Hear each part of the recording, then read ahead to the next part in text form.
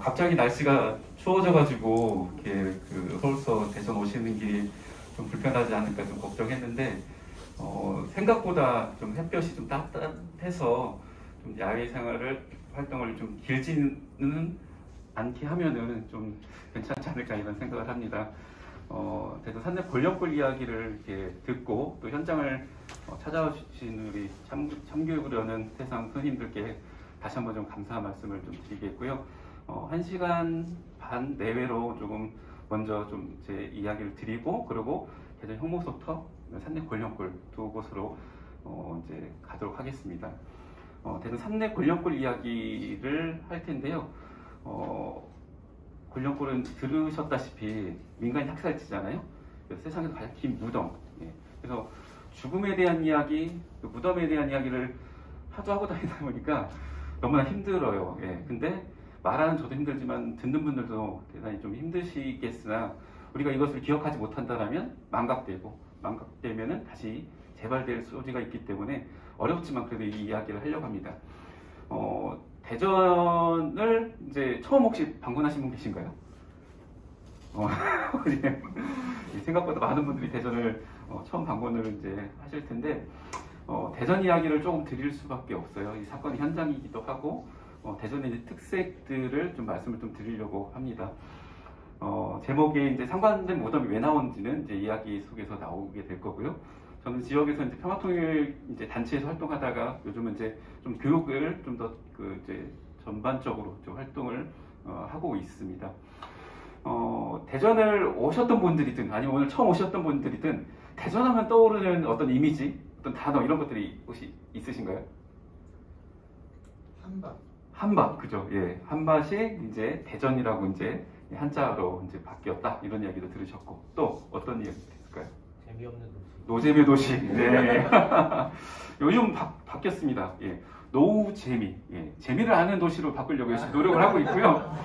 그리고 전국에서 우리 그래 노잼의 도시다 라고 당당히 얘기하는 유일한 도시가 또 대전이기도 합니다. 딴 데는 노잼의 도시 아니야 막 이렇게 좀 거부하고 이러는데 대전은 맞아 우리도 살면서 재미는 없어 근데 평화롭고 안전하고 좋아 뭐 이렇게 얘기를 하거든요. 그 다음에 과학기술의 도시라고도 이야기를 하고요.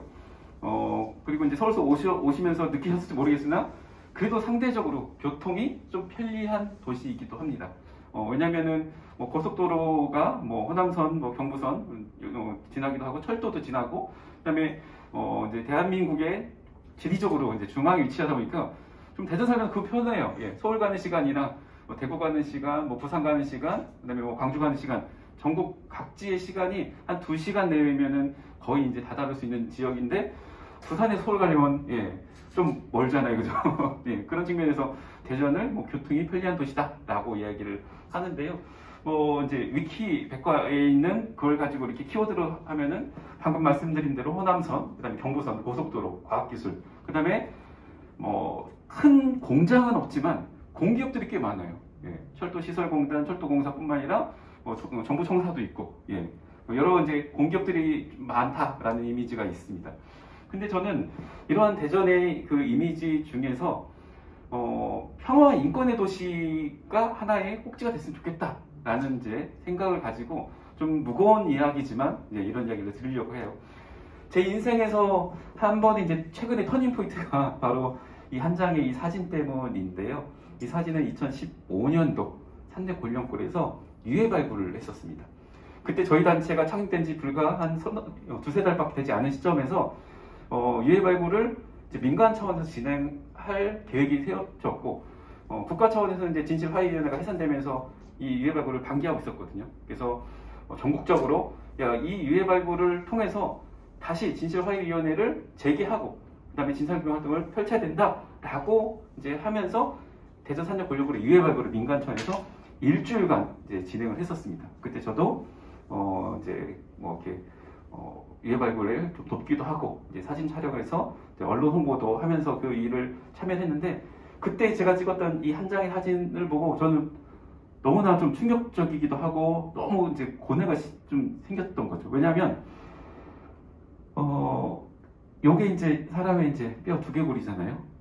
두개골 옆에 나머지 뼈들은 대부분 사가버렸고 단단한 머리뼈만 좀 간신히 남은 상황에서 사람의 몸 형체가 흙으로 이렇게 되어 있죠. 근데 그 주변에 이런 총알이 발견된 거예요. 총알. 이 사람이 총에 맞아 죽었구나 라는 것을 우리가 알 수 있는 거죠. 그런데 그 두개골 옆에 이게 있는 거예요. 이건 뭐죠? 탄피. 총을 쏘면 총알은 앞으로 튕겨서 나가고 탄피는 총에서 튕겨 나가는 거잖아요. 근데 왜 총 맞아 죽은 사람 옆에 탄피가 있을까?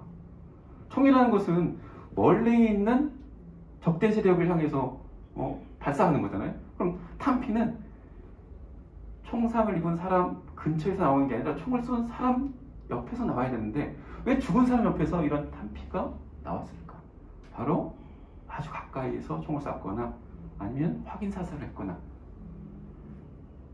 전쟁 났다고 해서 민간인을 죽이는 것도 처참하고 있을 수 없는 일인데 그 희생자 옆에서 탄피가 나왔다는 좀 더 끔찍한 이런 것을 상징적으로 좀 보여주는 사진이었고 그러면서 저도 이 문제에 좀 더 적극적으로 이제 나서면서 이제 그 당시 이제 대학원에 다니고 있을 때 이 주제로 이제 논문을 이제 쓰기 이제 시작을 했었습니다. 그래서 이 산내 권령골 사건에 대해서 이제 꾸준하게 활동하고 이렇게 교육을 하면서 이때 산내 권령골 하면 무슨 이미지인지 잘 떠오르지가 않잖아요, 그죠? 그래서 현장에 가봐서 아 여기가 권령골이구나. 그래서 이것을 좀 부연 설명할 수 있는 그런 좀 좋은 말이 없을까?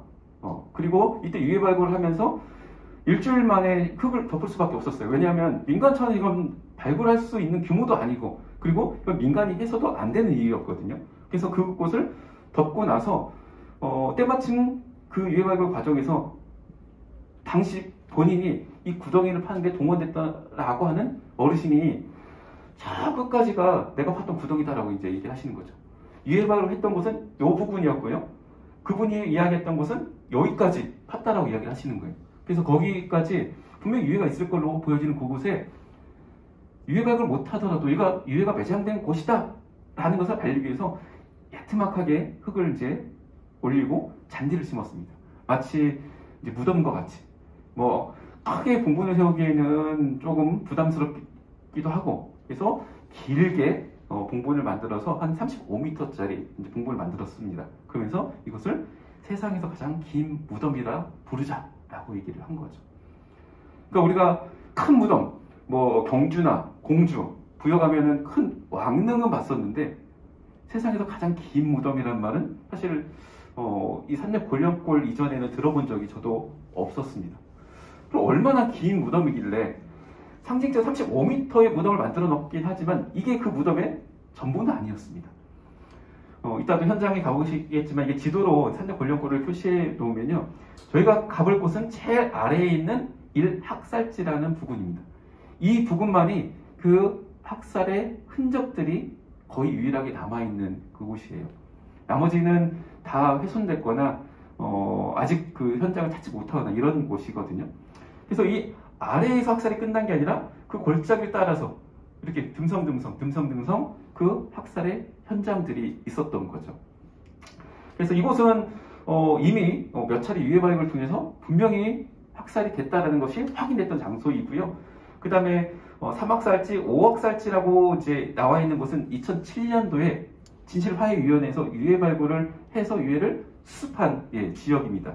그 두 지점에서 29곳, 5곳에서 34구의 유해가 발굴되었고, 나머지 구간은 유해 발굴을 했으나 찾지 못하고, 그 다음에 그 이제 목격자들, 주민들의 증언을 통해서 이곳에서도 학살이 있었다라고 이제 추정되는 곳이고요. 그 다음에 요 6학살지라는 곳은 어느 날 갑자기 그 사람이 두개골이 이렇게 발견된 거예요.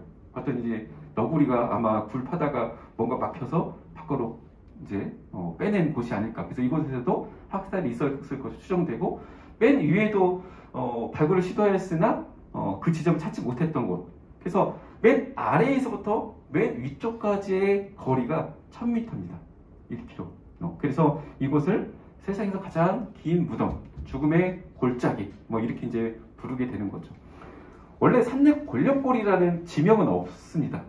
원래 이곳은 지금도 이제 가시다 보면 뭐 이정표에 곤룡터널, 그 다음에 곤룡천, 곤룡로 이렇게 이제 표기가 되거든요. 근데 곤룡하면은 저도 이제 말할 때마다 말하기 엄청 어려워요. 예. 그래서 사람들이 이 사건이 나고 나서 이 고개를 넘어갈 때 주변에서 뼈들이 나왔다라고 해서 뼈제라고 불렀는데, 그러한 이야기와 곤룡이라는 것을 조금 조합을 해서 부르기도 쉽고 의미도 부여할 수 있는 뼈들의 영혼이 있는 골짜기, 곤룡골이라고 부르자라고 이제 먼저 시작이 됐던 거고, 곤룡골이라는 이름만으로 좀 해설이 필요하니 그 앞에 세상에서 가장 긴 무덤이라는 이름을 붙이게 되었습니다.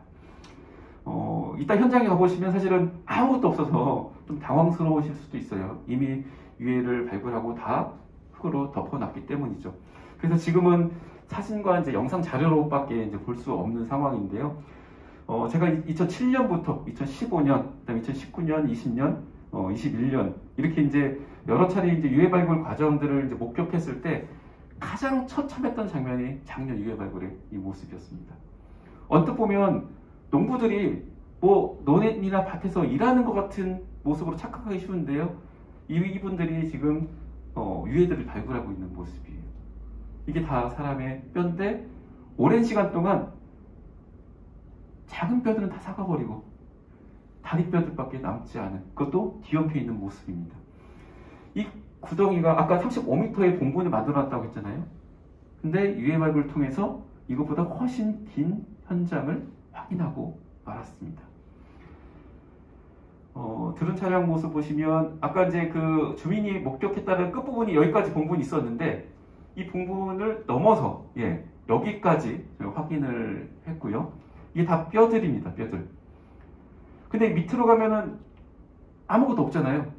없는 이유가 이미 이 발굴을 하기 전에 수습을 다 끝낸 구역이기 때문에 유해들이 보이지 않는 겁니다. 그 긴 구덩이, 세상에서 가장 긴 구덩이라고 하는 부분이 지금 흔적들이 조금 나와 있는데 이 부분들이 세상에서 가장 긴 무덤에 불리는 그 구덩이 중에 이제 하나였던 거죠. 이렇게 빨간 선으로 표시된 것이 대표적인 구덩이인데 거리가 한 80m에서 90m 가량. 저희들이 35m의 봉분을 만들어놨을 때보다도 실제 유해 발굴을 다 해서 연결해 봤더니 그 외에 2배 이상의 구덩이가 만들어졌던 거죠. 사실 이 구덩이에 대한 증언, 그 다음에 기록은 사실 꽤 오래전에 있었습니다.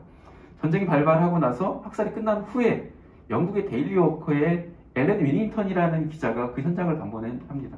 그래서 주민들을 인터뷰를 하고 현장 상황을 묘사를 했던 기사가 있는데요. 난 한국에서 진실을 보았다라는 그 팜플렛의 한 부분입니다.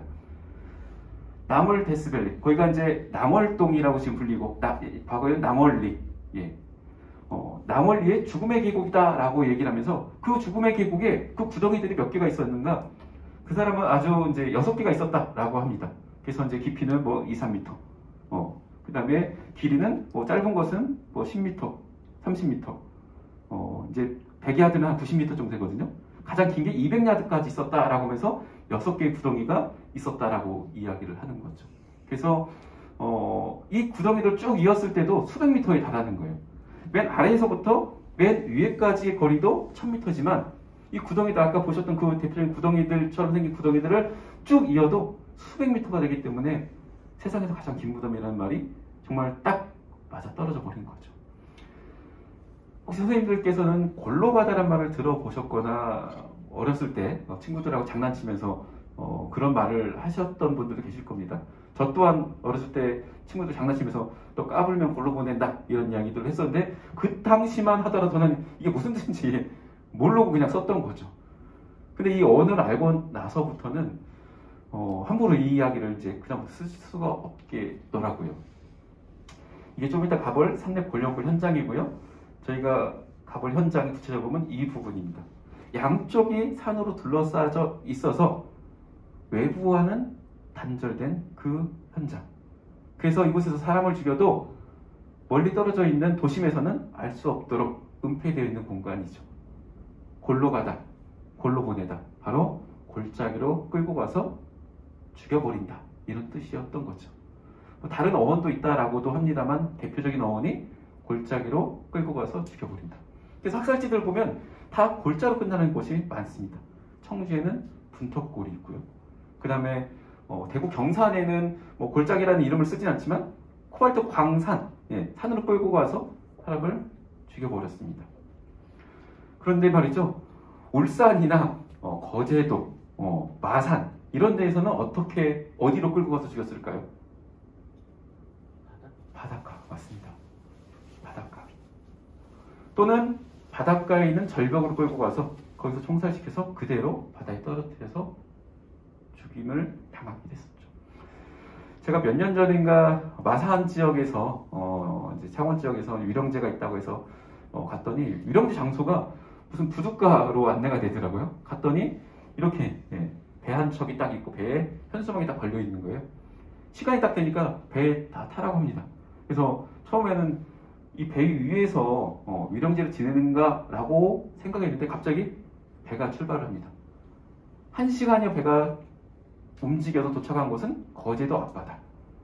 고양이 울음소리가 들린다라고 해서 괭이바다라고 불리는 그곳까지 배가 가더니 거기에서 배가 멈춥니다. 그곳에서 위령제를 시작하는 거예요. 마산 형무소에 있던, 그리고 마산 지역의 보도연명원들은 이렇게 그 당시 커다란 배, 에리스트라고 불리는 커다란 배에 실려서 이 바다 한가운데에서 아무도 모르게, 쥐도 새도 모르게 죽임을 당했던 거죠.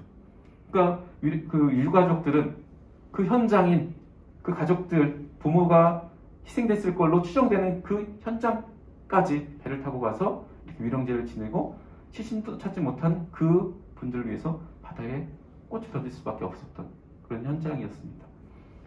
육지에서는 골로 보내고, 그 다음에 바닷가, 섬에서는 물 먹여서 죽였다. 그래서 물 먹인다 라는 말도 사실은 골로 보내다 라는 그런 표현하고 유사한 뜻을 갖고 있습니다. 본격적으로 대전 산내 권력골 이야기를 드리려면 이미 국가 차원에서 진상조사가 1차 진행됐습니다. 그래서 보고서도 만들고 종합보고서도 발간해서 사건에 대한 대략적인 규명은 되어 있습니다. 보고서에는 이렇게 요약되어 있어요. 산내 권력골에서는 총 3차례 희생이 있었고 뭐 1차, 2차, 3차 있었는데 조금 눈에 띄는 사건이 등장을 해요. 제주 4.3 사건, 여순 사건. 처음에 저도 이 사건을 듣고 나서 아니 저 바다 건너 제주 섬 사람들이 왜 대전까지 끌려서 죽었지? 남도 끝 호남 사람들이 왜, 여수 순천 사람들이 왜 대전까지 끌려서 죽임을 당했을까?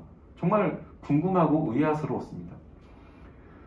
이 사건이 1950년 그 6월 28일부터 시작됐다라고 밝혀졌기 때문에 위령제는 그 전날 제사 지내듯이 매년 2월 27일 날 제사를 위령제를 지내는데요. 그 위령제 날마다 제주의 분들이 참석을 하시는 거예요. 이분은 이제 양성홍 선생님이시라는 이제 제주 분이신데요. 한 2-3살 때 아버님이 대전 형무소로 끌려간 이후로 이제 생사를 확인을 못하는 거죠. 이제 돌아가셨을 거라고 생각하는데 너무나 어렸기 때문에 이분 기억 속에는 아버지라는 이미지조차 없는 거예요. 사진 한 장 건지지 못한 채 집이 다 불타버렸습니다. 그래서 제가 선생님께 아버지에 대한 기억이나 이런 게 있냐 했더니 없다라고 얘기를 하시는 거예요. 그러면서 나중에 이제 어머님한테 아버님은 어떻게 생겼냐라고 물어봤더니 어머님께서 하시는 말씀이 너랑 똑같이 닮았지 이렇게 얘기를 하시는데 참 너무 서글프고 조금 좀 약간 울컥하시더라고요. 이분이 아버지의 얼굴조차 모르기 때문에 아버지라는 이름조차 불러보지 못하면서 살아오신 거예요. 그래서 이때 위령제 참석하셔갖고 난생 처음 아버지라는 이름을 한번 목 놓아 부르고 싶다라고 하면서 인사 말씀 마지막에 아버지 이렇게 부르는데 그 이제 말씀하시는 분도 그렇지만 듣는 사람들도 너무나 가슴이 막 아프고 우리 주변에는 저런 사람들이 많구나 뭐 이렇게 생각을 했었습니다. 제주도 분들이 한 300여 분이 대전 형무소 끌려와서 희생을 당했고 그분들의 이제 위패 명단이 이렇게 빼곡합니다. 제주 분들이 공식 위령제 전에 제주식으로 이제 별도 이제 위령제를 지내는 거죠. 그러니까 제주에서 이제 끌려와서 타양에서 이제 돌아가신 걸로 추정되는 거잖아요. 그러니까 이제 그 고향의 마음을 고향의 어떤 그런 정성을 다해서 이렇게 이제 별도의 위령제를 이제 지내고 계시는 거죠. 대전뿐만 아닙니다.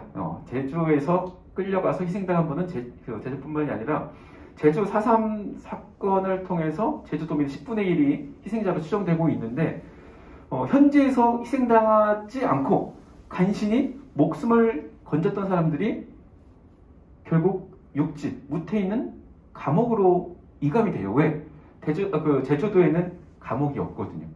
수천 명의, 2,000명 이상의 이 수감자들을 수용할 수 있을 리 없다 보니까 형기에 따라서, 아니면 신분에 따라서 형무소가 지정되는 겁니다. 그래서 20년 이상의 장기수는 서울에 있는 서대문 형무소, 15년형은 대구 형무소, 여성들은 전주 형무소, 그 다음에 어린 소년들은 인천 소년 형무소, 그리고 바로 7년형을 선고받았던 300여 명의 제주도 사람들이 대전 형무소로 이제 이감되었다가 결국은 다시는 고향으로 이제 돌아가지 못한 처지에 빠졌습니다. 제주는 가보셨죠? 예. 그리고 4.3 평화공원도 다녀오셨을 걸로 생각되는데요. 이 제주 4.3 평화공원의 이제 항공사진입니다. 보통 여기 왼쪽에 있는 4.3 평화기념관에 가서 전시시설들을 보고 이렇게 공원을 쭉 따라 올라가서 맨 위에 가서 이제 분양하고 이제 이 다른 장소로 이동을 하시는 편인데 너무 외진 곳에 있다 보니까 많이 찾지 못하는 공간이 있습니다. 바로 오른쪽 위쪽에 있는 이곳인데요. 이곳에 가보면 행방불명 희생자 위령비라는 것이 빼곡하게 있어요. 대표적으로 대전 지역 행방불명 희생자 위령비.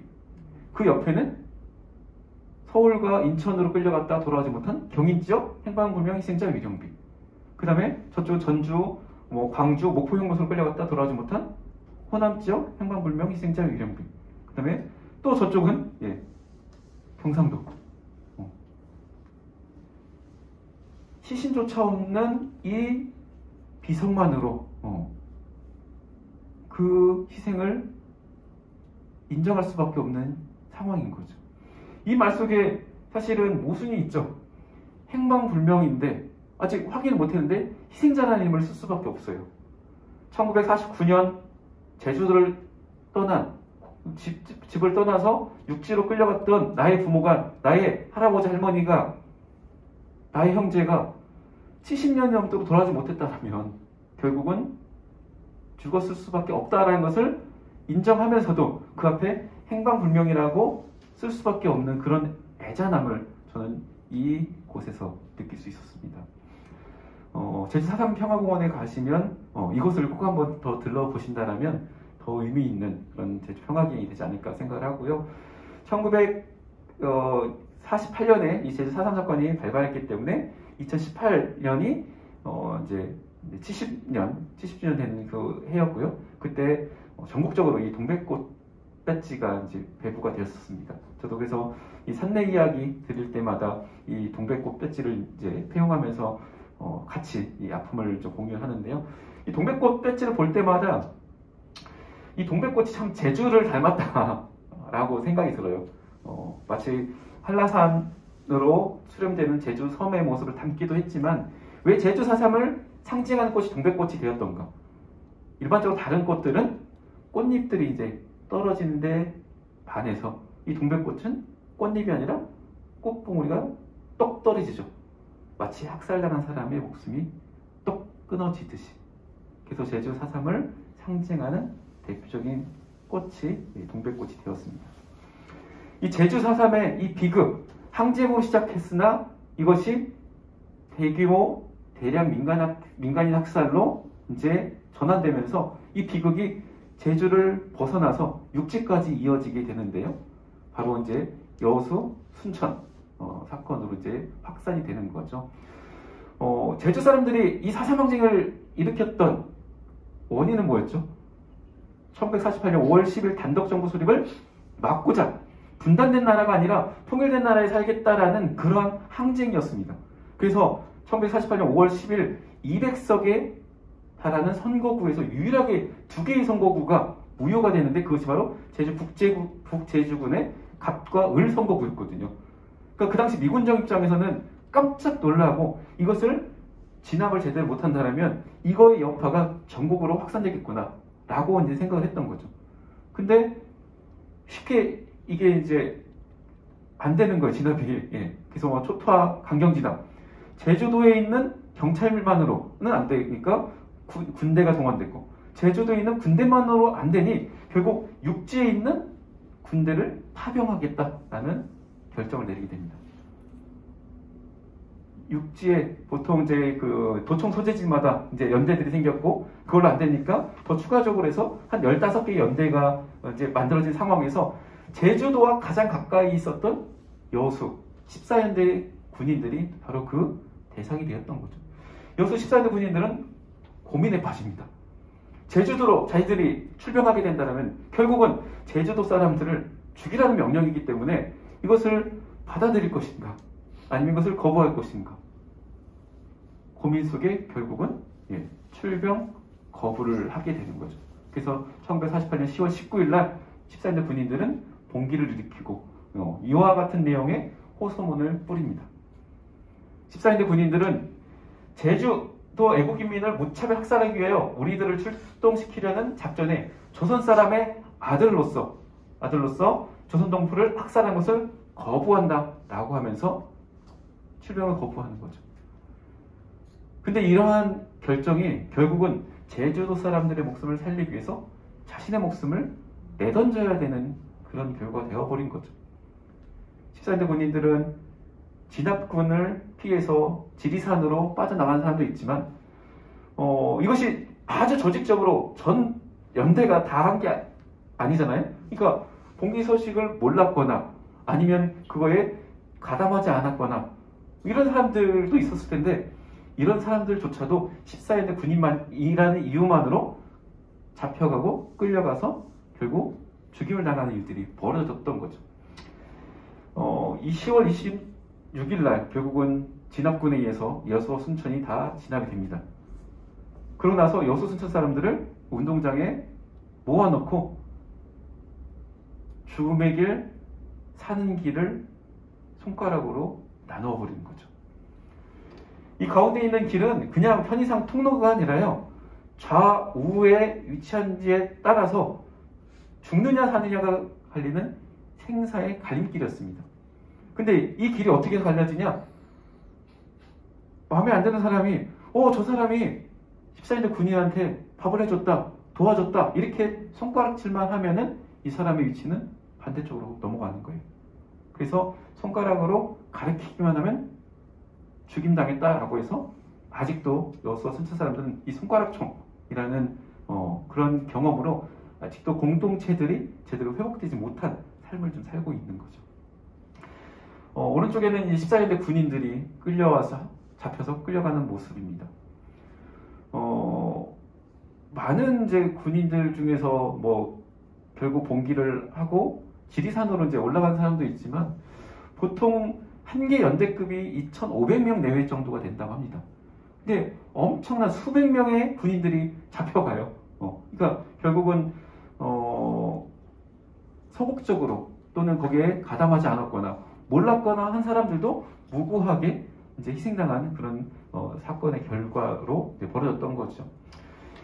근데 이것도 뭐 보시면 10개 연대 중, 그 당시 10개 연대 중 7개 연대가 진압부대에 편성된 거예요.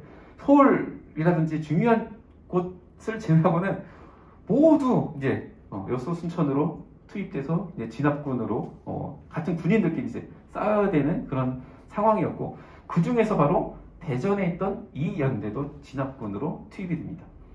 이게 그 라이프 칼마이던스에서 촬영된 2연대 모습인데요. 이 헬멧 그 모자에 이자로 쓰여져 있는 것이 2연대를 나타내는 이제 표식이라고 하고요. 대전에 이제 2연대 창설비가 이제 대전 발마공원이라는 곳에 있는데요. 2연대는 먼저 순천에 진압합니다. 순천에 가서 순천을 진압하고 나서 여수를 가고, 여수 진압을 다 끝난 다음에는 다시 대전으로 돌아오는 게 아니라 제주도로 가서 초토화 작전에 투입이 되죠.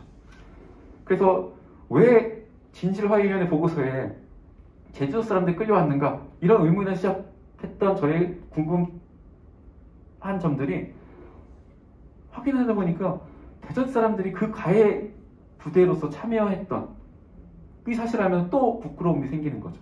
그래서 전 제주 4.3, 그다음에 여순 사건을 대할 때마다 대전에 살고 있는 그런 사람으로서 좀 미안한 마음, 그리고 이것을 반성하고 많이 알려야 되겠다, 이런 생각들을 하고 있습니다. 또 그 진압부대가 여수와 순천에 투입됐을 뿐만 아니라 또 대전과의 아픈 인연이 또 어떻게 생겼냐면요, 그렇게 해서 진압군에 의해서 잡혔던 군인들이 어디로 끌려가는가? 대전으로 끌려오는 거예요. 이것이 이제 그 48년 10월 28일 조선일보 기사인데요. 대전에 임시군법재판소를 설치하고 반란군의 재상을 규명 처단코셔 한다라고 되어 있어요. 아니 왜 여수 순천 사람들을 이 멀리 대전까지 끌고 와서 재판을 해야 됐을까요? 상식적으로 본다면 여수나 순천 지역에서 발생했던 이 재판은 고등법원이 있는 광주에서 해야 됩니다. 근데 광주는 같은 호남이죠. 이 군인들 대부분 그 당시는 향토 방위의 개념이기 때문에 그 지역 사람들이 그 지역의 연대에 지원을 해서 들어갔습니다.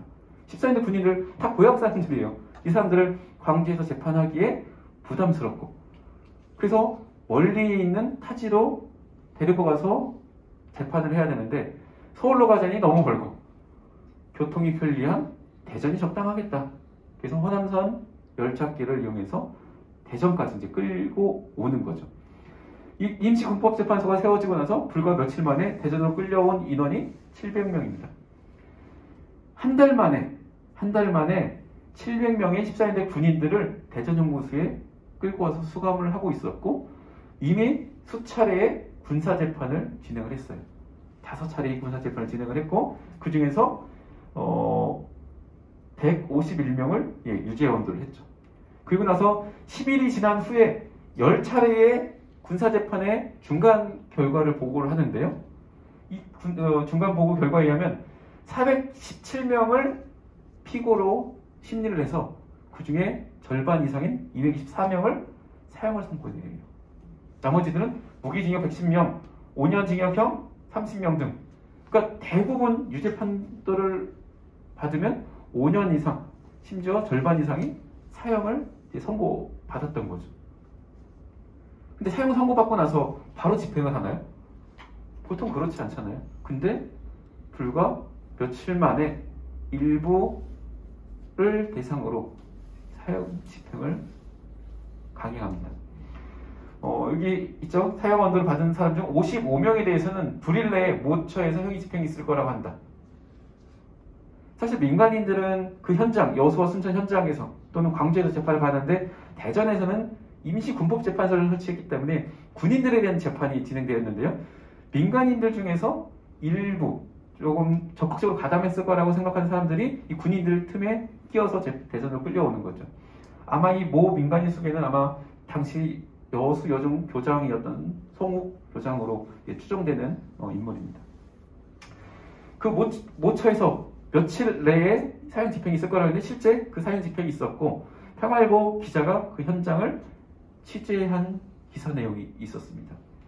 55명이 지난 27일, 11월 27일 대전교회 모처에서 총살형이 집행되었다.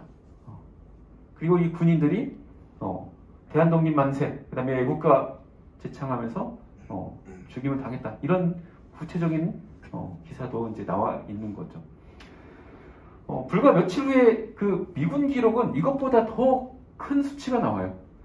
11월 27일 날 700명 이상이었는데 12월 14일 미군 보고서에 의하면 1700명이 재판에 회부되었다라고 얘기를 하고요. 재판에 회부당한 사람 중에서 70% 가까운 사람이 유죄, 그리고 사형이 866명. 14인대 군이 2500명 내외라고 얘기를 드렸잖아요. 근데 1700명이 잡혀왔다는 것은 대다수가 진압군에 의해서 검거된 건 아니냐, 뭐 이렇게 이제 생각할 수도 있는 거죠. 근데 신문 기사와 이 미군 보고서의 이제 수치 통계 차이가 너무나 이제 차이가 나서 어떤 것이 더 맞는지는 좀 더 검토를 좀 해야 될 것 같습니다. 사형 집행은 그러고 나서 또 그 49년 초까지 진행되는데요. 이건 이제 미군 CIC에서 이제 작성했던 그 비밀 문서가 한국전쟁이 나면서 인민군들이 대전을 점령하고 그때에 인민군들이 이 비밀문서를 이제 노획을 한 거예요. 그래서 이건 북측에서 이제 이 문서를 공개를 했는데 거기에 내용에 보면 49년 1월 달에 1월 27일 날 69명에 대한 사형 집행이 있었다. 미군들이 갔더니 미군들이 생각하는 방식으로 사형 집행이 준비가 안 된 거예요. 사형 집행이라는 것은 아무리 공식적이다 하더라도 한 사람을 총을 쏴서 죽이는 방식으로는 진행되지 않거든요. 여러 사람이 한꺼번에 총을 쏴서 누가 누구의 총에 죽었는지 알지 못하도록, 그 다음에 죽었는지 살았는지 판단하는 그런 사람도 있어야 되는데 그렇게 준비가 안 된 거예요. 그러니까 미군이 그걸 가지고 문제 제기를 해서 그걸 다 갖춘 다음에 사형을 집행했다. 뭐 이런 내용의 이제 보고서가 있는 거죠. 그 여수 14인도 군인들이 끌려와서 수감되었던 곳이 이 대전 형무소입니다. 이 항공사진은 80년대 사진이어서 그 50년대 이 전후하고는 조금 다르지만 1919년도에 만들었던 이 감옥에서 이 밑에 있는 4건물을 제외하고는 대부분 일제강점기에 다 완성을 했었어요. 그래서 84년도까지 이제 운영되다가 이것이 외곽으로 이전됐고 지금은 이제 철거돼서 일부 흔적만 볼 수 있는데요. 이 여수 14인대 군인들이 그리고 이보다 앞서 제주 4.3 사건으로 7년형 받았던 이 300명의 사람들이 갇혔던 그 현장이 대전 형무소였습니다.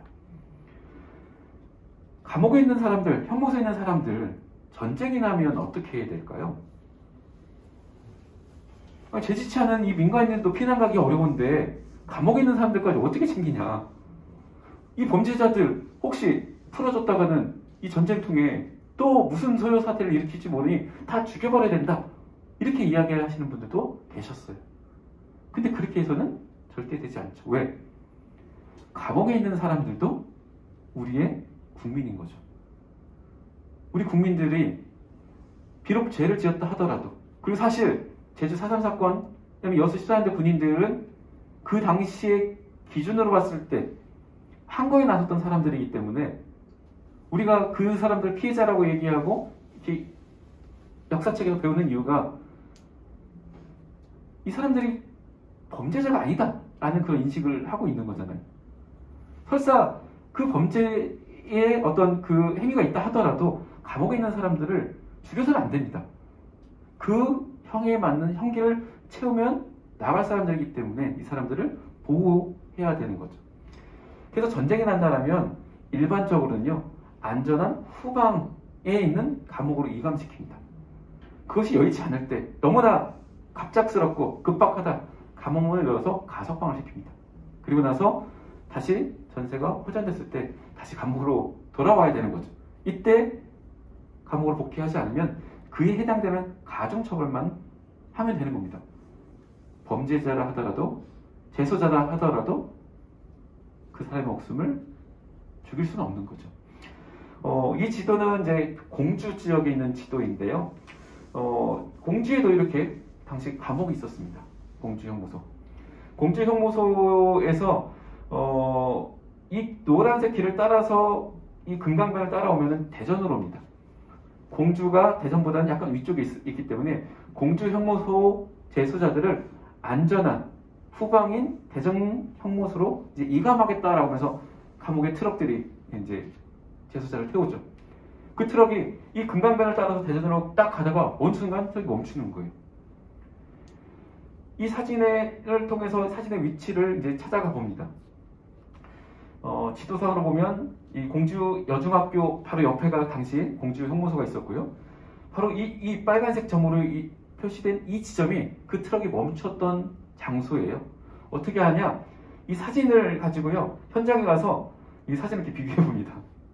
그러면 지금 나무가 좀 많이 옷자라서 이쪽이 오른쪽이 같은 산이고요. 왼쪽에 이제 이 나무나 이 가들이 약간 올라갔기 때문에 금강이 보이지 않지만 이게 금강입니다. 그 다음에 이 산 라인들을 통해서 같은 위치라는 것을 이제 확인을 할 수 있었던 거죠. 지금 그 현장에 가보시면 이렇게 간판이 하나 서 있는데요. 확대해 보면 공주 형무소 재소자 및 국민보도연맹 사건 희생지라고 되어 있어요. 그리고 화살표로 100m. 그 현장에 가보면 위령제를 지낸 흔적이 남아있는 거죠. 바로 이 공주영모 제수자들을 대전으로 이감한다라고 트럭이 세웠더니 결국은 가는 중간에 차를 세워서 그 야산을 끌고 와서 다 죽여버린 거예요. 형무 제수자들을 죽이면 안 된다고 했는데 그 당시 우리의 정부는, 이승만 정권은 그러한 범죄를 저질렀던 거죠. 이 사진들, 영국에 있던 픽처포스트라는 시사 화보 잡지 기자 2명이 현장에서 사진을 촬영하고 기사를 썼습니다. 7월 29일 날 이 픽처포스트를 통해서 그 사건을 보도를 하는데요. 끌려오면서 고통스러워하는 모습들, 그 다음에 머리가 짧은 제수자의 모습들이 이제 눈에 띕니다. 근데 이 픽처포스터가 나중에는 너무나 이제 민감한 정치 사안들을 보도를 막 하다 보니까 결국은 정권에 의해서 이제 폐간이 돼요. 어떤 내용들을 썼냐?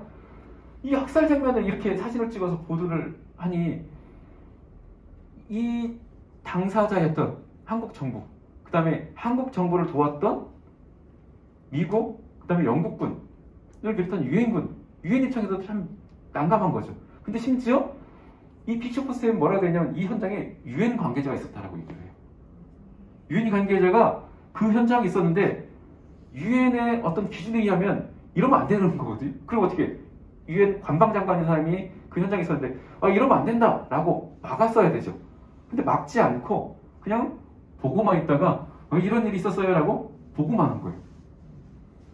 이 픽처포스트에 얘기했던 이 유엔 관계자 이 두 사람입니다. 호주 출신의 이 피치소령이라는 사람이 이제 관전 장교로서 그 현장에 있었는데 결국 그냥 그런 범죄 행위들을 그냥 보고만 있으면서 있었다는 거죠. 그러니까 유엔 입장에서는 정말 난감한 보도가 되어버리는 거고, 그 이후에도 수많은 좀 민감한 보도를 하다 보니까 결국은 이 픽처포스트라는 잡지, 라이프지하고 이제 비견되는 그런 잡지였는데 이제 폐간이 되어버리게 되는 거죠. 그 이제 현장에 가면은 이렇게 이제 그 간판이 있고 여기서 한 400여 구에 달하는 유해들을 발굴해낸 거예요. 기록에 하면 최대 600명까지 희생됐다고 하는데 400여 구에 가까운 400구에 달하는 유해들이 고스란히 그걸 한 30cm 정도만 파냈더니 유해들이 쭉 그 구덩이 속에서 나왔던 거죠. 만약에 공주형무 제수자들이 그 현장에서 차량이 멈추지 않고 이곳에 학살당하지 않았다면 대전 교도소까지, 형무소까지 왔겠죠. 그럼 이 사람들의 운명은 어떻게 됐을까요? 원래는 달라졌어야 되는데 현실은 그렇지 않습니다. 만약에 이 사람들이 대전 형무소까지 왔다면 불과 2, 3일의 생명 연장이 있었을 뿐이었겠죠. 왜? 이미 대전 형무소 재수자들이 산대권령골로 끌려가서 죽임을 당했거든요. 이건 대전 사진입니다. 산대권령골로 사람들이, 민간인들이 끌려가서 학살당하기 직전의 모습인데요. 트럭에 보시면 논산읍이라고 쓰여져 있습니다. 대전 외곽에 있었던 논산에서 이 트럭이 온 거예요. 근데 이 트럭에 논산 사람을 끌고 왔는지 아니면 이 트럭만 와서 형무 제수자를 끌고 왔는지는 모르겠으나 어쨌든 이런 아까 그 공주형무 제수자들 충남 관용차가 이용됐듯이 이렇게 관용차들이 이 학살에 동원됐던 거죠. 그리고 주변에 경찰과 군인들이 이 학살에 가담합니다. 국가 공권력에 의한 전쟁 범죄라고 보는 이유가 바로 이런 사진 속에서 고스란히 다 드러나는 겁니다. 사실 대전 산내 권력고 사건은 너무나 끔찍했던 사건이기 때문에 주민들 다 알죠.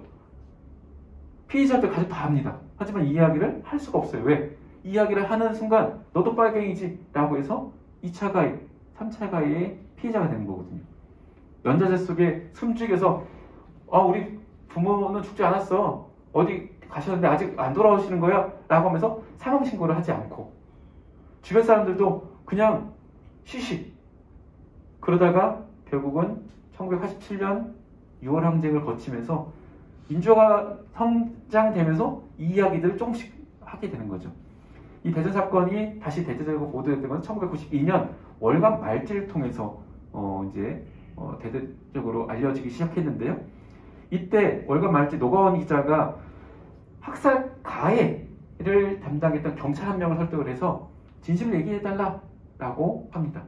그래서 실명을 쓰지 못하고 변호명이라는 가명을 쓰면서 이제 이 경찰이 인터뷰를 하는데 정말 자기가 총을 쏘고 사람을 죽였지만 너무나 끔찍해서 경찰 도저히 못하겠다. 경찰복을 벗고 승려가 됩니다. 그래서 조용히 살다가 결국 이 기자의 설득에 증언을 하는데 92년도의 증언입니다. 적재함 4구통에는 한 명, 4명 또는 5, 6명이 탔다. 그리고 자기가 집행 책임자가 된 후에는 사찰 형사, 정복가 형사 10명을 데리고 학살에 이제 동원이 됐던 거죠. 이 사람의 이야기와 유사한 사진 자료가 등장하는 거예요. 근데 이 사진은 1999년 말에 공개가 됐거든요. 증언하고 유사한 내용들이 나오는 거예요. 그러니까 가해자들은 보통은 나는 거기에 가담 안 했어라고 숨기는 그런 경향들이 큰데 이 변옥명이라는 가명을 썼지만 이 사람의 증언들이 좀 더 신뢰도가 높아지는 거죠. 또 이렇게 이야기합니다. 소방대원들이 처형 대상자를 순번대로 10명씩 구덩이 앞에 엎어놓고 올라놨다. 이 이야기하고 유사한 장면이 그 사진 속에 또 나오는 겁니다. 뒤에 있는 사람이 누군가를 구덩이에 엎어놓고 나가는 모습. 이 사진도 가장 이제 가슴 아픈 장면 중에 하나죠. 이 사진을 찍는 카메라를 응시하면서 뒤로 돌아보는 모습. 나를 아는 누군가가 내가 여기서 죽었노라 라는 것을 알리려는 그런 몸부림은 아니었을까 라고 생각이 드는 거죠. 머리가 짧은 걸로 봐서 형무소 재소자로 보이고 얼굴이 되게 좀 앳돼 보입니다. 총살 집행 한쪽에는 헌병들이, 다른 쪽에서는 사찰 형사들이 2개 구덩이씩 나눠있다. 집행 인원은 10명씩 20명이 교대로 대기하고 있었다. 사실 이 사진 99년도에 발굴되고 나서 사진을 많이 봤었는데요. 너무 사진이 막 흐릿하고 해서 잘 몰랐었는데 이 증언을 듣고 다시 사진을 보니까 진짜 여기 있는 사람과 저 끝에 있는 사람이 다른 사람들이에요. 왼쪽은 헌병 군인들이고요. 왼쪽은 경찰들입니다. 모자가 좀 달라요. 그래서 이 증언이 정말 신뢰도가 높구나. 이 증언들을 꼼꼼히 읽어보고 사진을 다시 본다라면 좀 다르겠구나 라는 생각을 했습니다. 이 군인들, 20대의 군인들이 자국민을 향해서 총을 쏘라고 하는 거예요. 근데 그것도 적이 아니라 자국민. 그것도 멀리서 쏘라는 것도 아니고 바로 가까이서 총을 쏘라는 겁니다. 원래 이제 사형 집행은 민간인을 대상으로 할 때는 교수형을 취하고요. 군인들은 이렇게 총살형을 집행을 합니다. 그런데 군대에서 총살형은 나무에다가 사람을 이렇게 묶어놓고 눈을 가린 채 수십 미터 떨어진 곳에서 5배 정도에 달하는 사수들이 배치가 되고 동시에 총을 쏴서 내가 누굴 죽였는지 모르게끔 하는 심리적인 장치들을 펼치는데요. 지금 이 장면은 아까 그 소방대원들이 엎어놨죠. 그럼 군인들과 경찰들이 가서 못 일어나게 등을 발로 밟아요. 그리고 손골을 두개골에 갖다 놓고 방아쇠 잠겨야 돼요. 20살 안팎의 이 젊은 군인들이 이거 방아쇠 잠길 수 있겠습니까? 적을 향해서 총을 쏘는 게 아니라 아무리 형무소 재소자라 하더라도 보도연맹원이라 하더라도 어떻게 이 사람을 죽일 수 있지? 그것도 바로 총구를 방아쇠 잠기면 골수가 튀고 피가 튀어서 내 온몸이 핏물에 젖는데 이걸 어떻게 할 수 있겠습니까? 근데 할 수밖에 없었어요. 이걸 거부하려면 14인대 군인들이 거부했다가 자기 목숨하고 뒤바꾼 것처럼 이 명령을 거부하면 나의 목숨이 달아나게 생겼거든요. 왜? 뒤에 있는 지휘관이 권총 2개를 치켜들고 명령을 하거든요. 너희들이 그 방아쇠를 당기지 않으면 내가 이 총으로 네 머리통을 날려버리겠다. 변동현 씨가 이 증언을 했는데 유사한 장면이 공개됩니다. 뒤에 있는 지휘관이 권총을 들고 있죠. 앞에 있는 군인들에게 겁을 줍니다. 총 쏴? 안 쏴? 내가 네 머리통 날려버린다? 라고 위협하니 이 사병들은 방아쇠를 당길 수밖에 없었죠. 총을 쏴서 민간인들을 학살했기 때문에 가해자는 맞습니다만 부당한 이 명령 때문에 이 명령을 거부하지 못했기 때문에 결국은 또 다른 피해자가 되기도 하는 거죠. 이 뒤에서 지휘했던 사람, 변형훈 씨는 홍중이라고 얘기를 했지만 나중에는 심용현 중위로 이제 밝혀졌는데요. 성신여대 이사를 수십 년간 지냈고, 그에 딸 심하진 총장이 학교 비리 문제로 이제 학교를 떠나기도 했었죠. 이 심의현 이사장은 죽기 전까지 이 사건에 대한 이야기 언급조차 하지 않고 결국은 가해자로서 이 용서받지 못하고 용서하지 않고 그냥 세상을 떠나버렸습니다. 뒤늦게나마 이 가해자의 이름을 그래도 밝혀낼 수 있는 것만으로 지금 유족들은 다행이라고 생각하는 이 현실이 좀 안타깝고 좀 화가 나기도 하죠. 죽었는지 안 죽었는지 지자가 다시 확인한다. 꼬락소리 만나면 홍중이는 권총으로 확인사살했다. 지휘관이 권총으로 확인사살하는 장면이 그대로 드러났습니다. 여수 4.3 사건, 제주 4.3 사건, 그리고 여순 사건은 대한민국 현대사에서 가장 항쟁으로 시작을 한 측면도 있지만 대규모 민간인 학살이라는 비극이기도 하죠. 그러면서 그 당시 이승만 정권은 불안한 거예요. 아니 200석의 국회의원 선거 중에서 2석이 모의관했던 제주도 사람들, 이 사람들을 다 죽여서라도 이걸 진압하고 싶었고, 근데 군인들을 동원해서 하려고 했더니 군인들이 봉기를 했어요. 제주도의 빨갱이들이 이 선거를 파탄냈는데 군인들도 거부를 해? 군대 내에 이 빨갱이들도 많구나 라고 하면서 군대 내에 있는 이 남로당 등등등을 제거하는 작업에 들어갑니다. 일명 숙군 작업이죠. 그래서 군대의 5%, 10만 명 중에 5천 명 정도가 이 숙군 작업에 걸려서 군대에서 쫓겨납니다. 그 중에 상당수는 총살력으로 사형에 집행당하는 거죠. 근데 군대는 그래도 조정되어 있기 때문에 그게 숙군 작업이 그래도 용이한 편이에요. 근데 군대 밖에 있는 국민들, 제주도 사람들만 못 믿는 게 아니라 전국 각지에 있는 사람도 못 믿는 거예요. 어떻게? 이걸 처벌할 수 있는 법적 근거를 만들게 되는데 그것이 바로 국가보안법이었던 거죠. 사실 국가보안법은 그 이전부터 계속 통과시키려고 제정을 시키려고 했는데 못하다가 여순 사건이 나서 이걸 빌미로 그해 12월 1일 날 제정해버린 거잖아요. 그러면서 또 뭐라는가? 국가보안법 법만으로 안 되니까 이 사람들을 관리를 해야겠다라는 생각이 드는 거예요. 그래서 만든 것이 국민보도연맹입니다. 이 국민보도연맹은 일제강점기 독립운동가들을 탄압하기 위해서 만들었던 사상보국연맹, 나중에는 뭐 대화합숙 형태로 이렇게 변형이 됐긴 했지만 그걸 그대로 따라가지고 만들어낸 것이 국민보도연맹입니다. 국민을 보호하고 이렇게 정화시켜서 새롭게 만든다라는 그런 취지인 거죠. 그래서 과거에 남로당 활동을 했든 인민위원회 활동을 했든 전평 활동을 했든 여기 가입만 하면 용서할게, 과거에 죄를 용서할게, 이렇게 하면서 가입하면 이렇게 보도연맹원증 발급하고 조직적으로 관리를 하는 거죠. 강령에 보면 우리는 뭐 대한민국을 절대 지지하고 충성한다, 타공, 공산주의에 반대한다, 이거에 동의만 한다라면 과거에 당신이 어떤 자유활동했던 건 상관하지 않겠어 라고 하면서 보도연맹원들을 대거 모집을 하는데 이걸 검찰, 그 다음에 행정에서 모집과 관리까지 다 진행을 하는 거죠. 충청남도의 경우를 예를 들면요, 명예이사장이 충남도지사, 그 다음에 이사장이 경찰국장, 그러니까 지금은 지방경찰청장이 되겠죠. 그 다음에 간사장부터가 이 전향한 사람들이에요. 근데 실질적인 운영은 다 이 이사장 주변에 이제 지도위원, 자문위원, 판사, 이 군인들이 다 이런 것들을 장악을 하고 있는 거죠. 근데 이 보도연맹을 가입시키면서 이승만 정부는 불안한 거예요. 도대체 몇 명을 여기에 가입시켜서 관리를 해야 될까? 10만 명이면 될까? 아니야. 20만 명. 아니야. 더 하면서 계속 보도연맹에 가입시키도록 독려를 하고 할당을 내리는 거예요.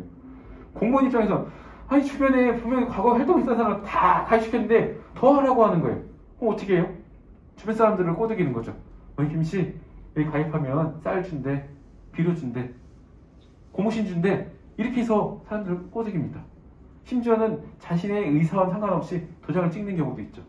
태극기 휘날리며에 나왔던 이은주가 보리대 쌀, 이거 어디서 갖고 왔냐라고 이제 물어보니까, 이거 뭐 도장 찍으니까 준대라고 해서 찍었잖아요? 근데 결국 그것이 뭐가 됐죠?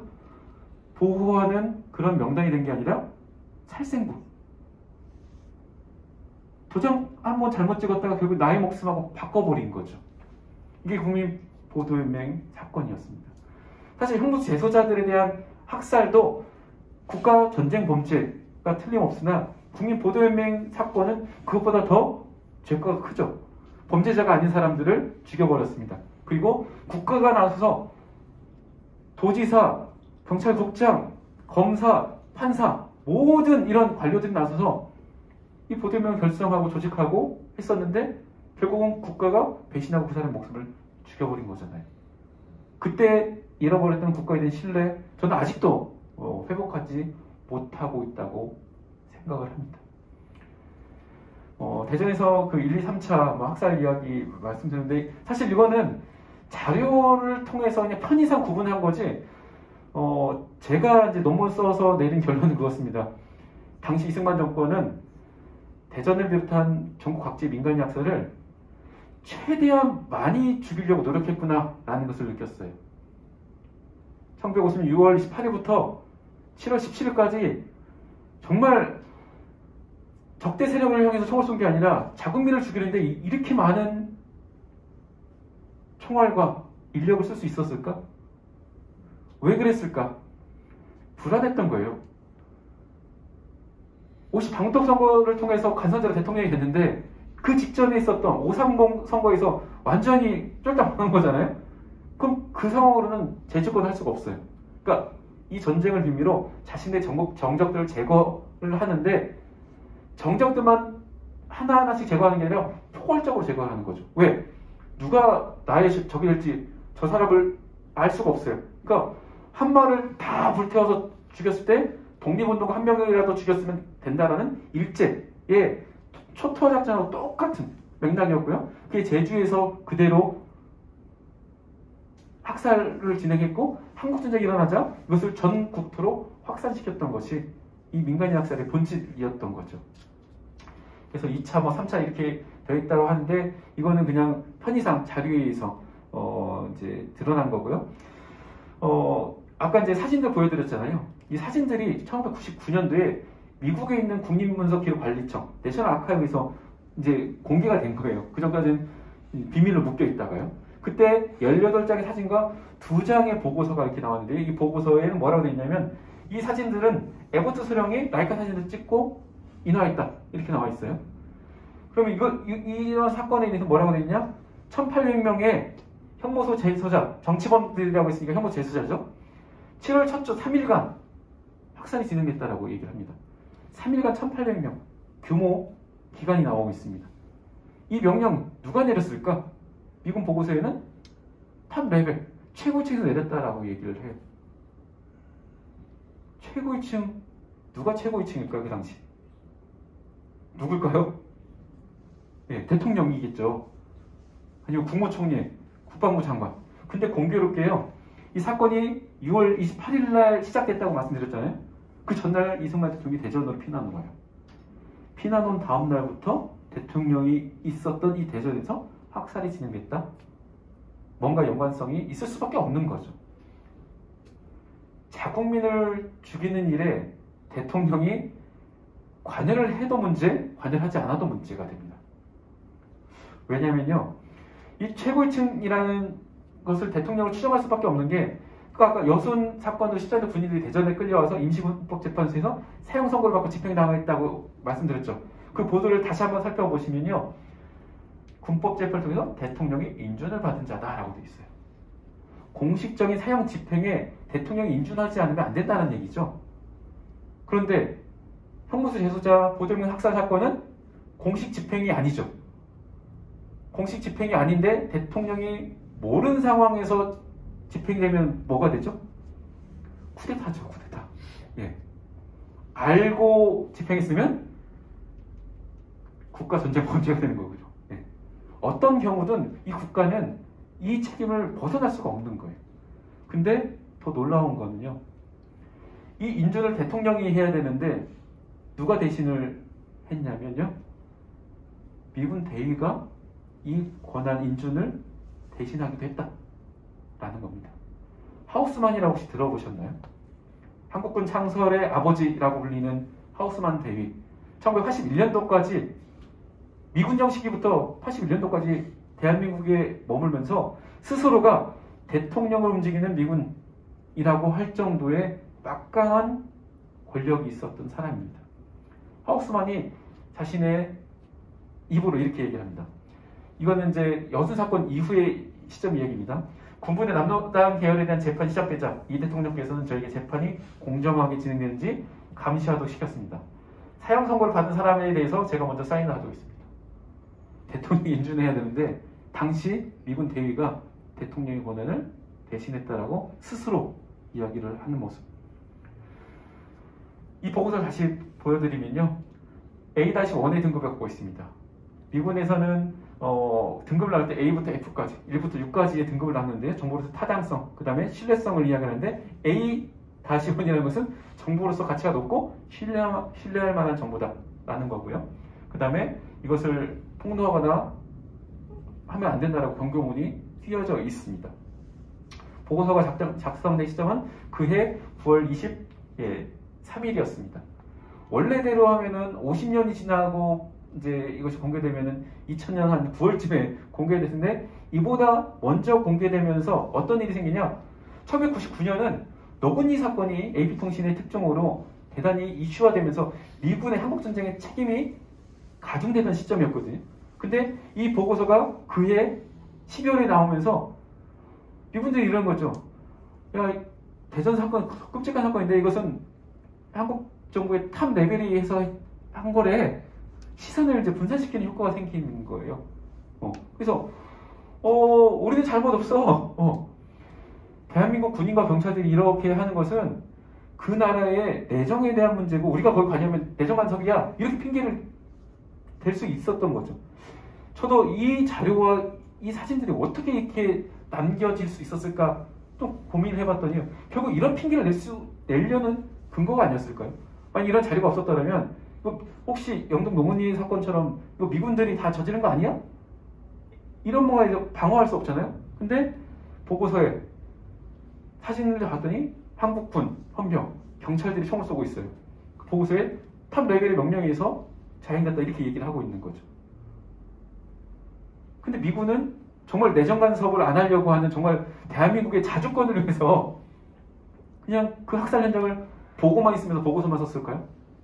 아니죠. 실질적으로 한국군을 움직일 수 있었던 영향력은 미군이 갖고 있었고 사실 그 영향력이 지금까지도 이어지고 있다라는 정말 불편한 진실이죠. 미군정 시기, 미군정이었어요. 미국이 대한민국을 통치했어요. 대한민국이 수립되고 나서 그럼 미군은 떠났는가? 원래 미소 양군이 철군하기로 했는데 소련군 철군하고 나서 늦지막 미군이 철군을 하죠. 하지만 다 철군하지 않았습니다. 불안한 거예요. 철군을 시작하려고 했더니 14인도 군인들이 봉기를 일으켰어. 야, 우리 미군 다 떠났다가는 이러다가 한반도 전쟁 공산하면서 미국의 이권을 여기에 펼칠 수 없겠구나라는 불안한 감에 결국은 미군들을 다 철군시키지 않고 주한미군 군사 고문단이라는 명목으로 500명을 두는 거예요. 그러면서 그 이전부터 한국군을 통제 장악했던 상대역 제도, 카운터파트 시스템이라는 것을 계속 운영을 하는 거죠. 상대역 제도는 마치 우리 이제 신입 오면은 사수가 다 이렇게 챙겨주고 막 이렇게 알려주잖아요. 그거와 똑같은 겁니다. 그것을 미군들이 한국군한테 한국군 창설할 때 초기에 할 수는 있다라고 보여지는데 그 이후에도 계속 이것을 유지를 하는 거예요. 이 상대역 제도를 나타내는 상징적인 사진인데요. 여순 사건이 일어나고 나서 진압 사령부가 꾸려집니다. 아까 7개 연대가 이제 꾸려졌다고 했고 그 총사령관으로서 이 사람이 송호성 준장인데요. 어떻게 진압할 것인지 작전 회의를 하는 겁니다. 한국군은 2명인데 그 주변에 미군들이 3명이 둘러싸여 있어요. 이게 한국군의 작전인지 미군의 작전인지 분간하기가 어렵죠. 손호성 장군의 카운터파트 상대역이 퓰러 대령이었습니다. 준장의 사수가 퓰러 대령이에요. 직급도 맞지 않죠. 미군 입장에서 한국군을 이제 낮게 보는 하나의 사례이기도 합니다. 근데 좀 낯익은 사람이 한 명 또 있습니다. 한국 사람 중에서 아실만한 분인데요. 되게 유명한 사람이에요. 이분은 손호성 준장이라고 말씀드렸으니까 이 사람이겠죠? 누굴까요? 오, 어떻게 하셨어요? 이야. 예, 당시 정보 담당 장교였던 박정희 소령이 이 진압사령부에 작전을 짜고 있는 거예요. 그러고 나서 불과 한 열 며칠이 지난 후에 이 사람도 숙군 작업으로 끌려가죠. 그런데 숙군 작업에 끌려갔던 대다수의 사람은 죽임을 당했는데 거의 유일하게 처벌받지 않는 사람이 되죠. 자신의 조직원 200명을 하고 바꿔버립니다. 그래서 나중에 우리 대통령까지 되고 이분의 따님도 대통령이 되는 그런 역사적인 사건으로 이제 바뀌게 되는 그 운명의 직전의 모습이었습니다. 이 손호성 중장 7개 연대를 총지휘하던 사람인데 이분은 그 독립군 출신이에요. 그러니까 14인대 군인이라는 건 뭐죠? 자신의 부하잖아요. 자신의 부하가 봉기를 일으켰는데 이거 그러니까 강경 진압하게 되면 결국 자신의 부하를 죽여야 되는 거예요. 그러니까 진압 작전에 소극적인 거예요. 미군 입장에서는 답답한 거예요. 빨리 진압해야 되는데 진압을 소극적으로 하니까 답답하죠. 결국은 이 손호성 중장은 좌천이 됩니다. 나중에 이제 연대가 이제 사단급으로 바뀌었는데 총 지휘하던 작전 사령관이 2사단 사단장으로 좌천이 돼요. 아까 이제 2연대가 대전에 있었고 그 2연대가 나중에 2사단으로 되면서 대전을 이제 주둔하던 이제 부대인데 이 손호성 중장이 2사단 사단장으로 왔고 그 옆에 보면 미군들이 또 있죠. 상대역들 카운터파트 그대로 다니는 거예요. 사단장 옆에 미군 1명, 연대장 옆에 미군 1명, 대대장 옆에 미군 1명. 그냥 이 사람들이 뭘 하겠습니까? 그냥 옆에 쫓아다니면서 사진 찍고 이게 아니라 실질적으로 장악하고 통제하는 역할들을 했던 겁니다. 아까 필러 대령이라는 상대역에서 이제는 누구냐면 모이츠 소령으로 또 직급이 또 떨어졌어요. 이것도 이제 이 상대역제도 미군들이 얼마만큼 한국군을 통제하고 장악하고 있었는지. 그러면 한국전쟁이 발발했습니다. 한국 헌병들이 민간인 학살을 하고 있는데 미군들은 저거는 내정 간섭이니까 우리는 아무것도 할 수 없었어 라고 하는 것들이 사실 말이 안 된다는 거죠. 500여 명의 군사 고문단들이 가장 높은 게 이제 로버트 군사 고문단단 준장이 가장 최고위급이었고요. 이 사람의 상대역은 그냥 국방부 장관이에요. 그 다음에 사단장급은 그 이제 소령급. 그 다음에 이제 연대장급은 누구? 이런 식으로 쭉쭉쭉 다 있는 거죠. 사실 대통령의 카운터파트는 누구냐? 당시 무초 주한미 대사였어요. 이런 식으로 미국은 한국에 대한 통제를 이미 다 장악하고 있었고 실제 군사작전권이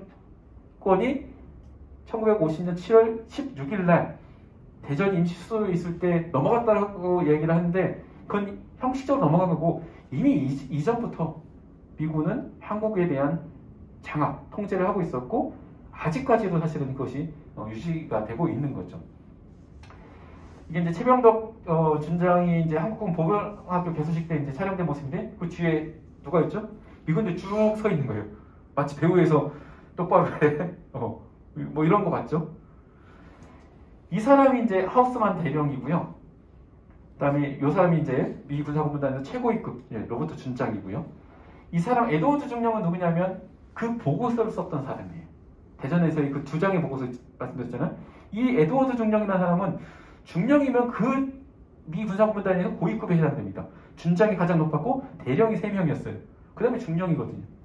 전쟁 나자마자 미군들의 고위 비밀회담에 참석할 정도로 아주 고위급 장교였는데 이 사람이 작성했던 보고서들을 보면 이 민간인 학살과 같은 이 장면들을 다 보고하고 나섰던 사람입니다. 대전에서의 학살 이전에 군대 내 숙군 작업이 있다고 말씀드렸잖아요. 이 학살 보고서도 썼던 사람이 이 에드워드 중령이었습니다. 1950년 4월달 서울 동북 10마일 지점, 지금 의정부 지역에서 벌어졌던 이 숙군 작업에 대한 보고서인데요. 맨 뒤에 보시면 밥 에드워즈 보고자가 그래요. 뭐라고 되어 있냐면 처형 관람한 사람이 200명, 한국군 인사들과 미 육군 무관을 포함해서 6명의 미군 장교들이 있었다. 사진은 니콜스가 라이카 사진으로 찍었다. 미군들은 참 보고서를 쓸 때 구체적이고 몇 명, 누가, 그 다음에 어떤 기종으로 찍었는지까지 기록할 정도로 정말 세밀하게 기록을 하는 거죠. 사진도 찍었다고 말씀드렸잖아요. 그 찍은 사진이 이 장면이에요. 언뜻 이제 인터넷을 통해서 보신 장면일 수도 있는데 이게 이제 숙군 작업의 한 모습이고요. 이게 군대 내에서 총사를 집행하는 대표적인 모습입니다. 사형목 나무를 갖고 그 앞에 이렇게 처형자를 묶어놓고 눈을 가린 채 이 앞쪽에서 5배 39명을 처형하는데 200명의 헌병이 동원됐거든요. 그러니까 40명씩은 4, 50, 200명 맞잖아요. 그죠?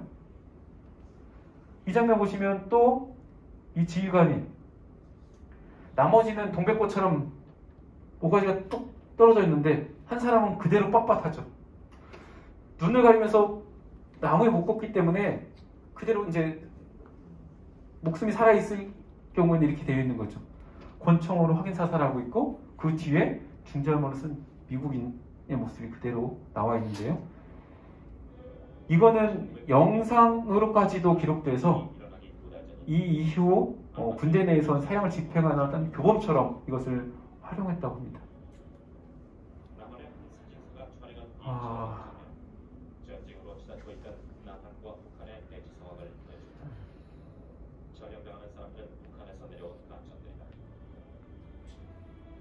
군대 내에 있던 이 자익활동했던 사람들을 간첩으로 간주하면서 이 사람들을 검거해서 사형 선고하고 사형을 집행하는 모습들, 이것을 한국전쟁이 나자마자 고스란히 민간인을 상대로 똑같이 자행을 했던 겁니다.